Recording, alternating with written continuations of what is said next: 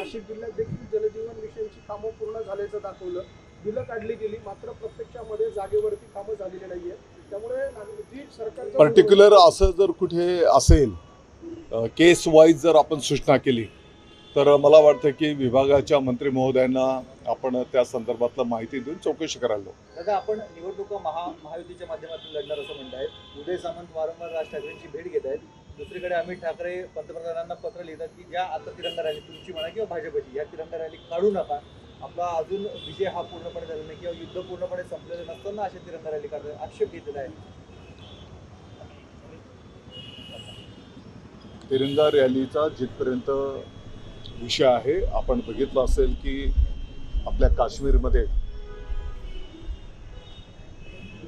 जे काही भारतीय पर्यटक होते आणि अतिरेक्यांनी त्यांना जाणीवपूर्वक ते हिंदू आहेत का याचं खातरजमा करून त्यांचा निर्गुण खून केला, त्यांची हत्या केली. आणि याला प्रतिक्रिया म्हणून आपल्या भारताचे लोकप्रिय प्रधानमंत्री आदरणीय नरेंद्र मोदी साहेबांच्या नेतृत्वाखाली आपल्या देशाच्या सैन्याने पाकिस्तानला मोठ्या प्रमाणात धडा शिकवला.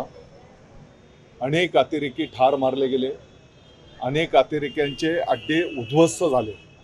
आणि अजूनही आपल्याला दररोज वेगवेगळी माहिती आपल्याच प्रसार माध्यमांच्या माध्यमातून मिळते आहे की आपल्या सैन्य दलाने किती मोठ्या प्रमाणात शौर्य त्या ठिकाणी गाजवलेलं आहे.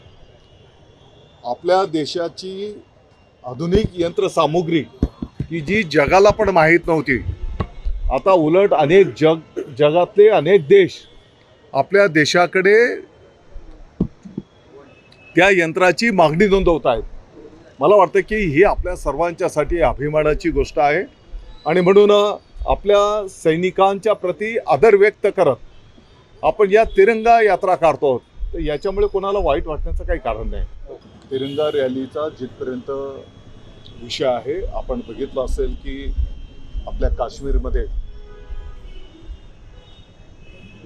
जे काही भारतीय पर्यटक होते आणि अतिरेक्यांनी त्यांना जाणीवपूर्वक ते हिंदू आहेत का याचं खातरजमा करून त्यांचा निर्गुण खून केला, त्यांची हत्या केली. आणि याला प्रतिक्रिया म्हणून आपल्या भारताचे लोकप्रिय प्रधानमंत्री आदरणीय नरेंद्र मोदी साहेबांच्या नेतृत्वाखाली आपल्या देशाच्या सैन्याने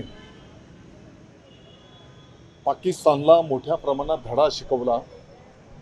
अनेक अतिरेकी ठार मारले गेले, अनेक अतिरेक्यांचे अड्डे उद्ध्वस्त झाले. आणि अजूनही आपल्याला दररोज वेगवेगळी माहिती आपल्याच प्रसार माध्यमांच्या माध्यमातून मिळते आहे की आपल्या सैन्य दलाने किती मोठ्या प्रमाणात शौर्य त्या ठिकाणी गाजवलेलं आहे.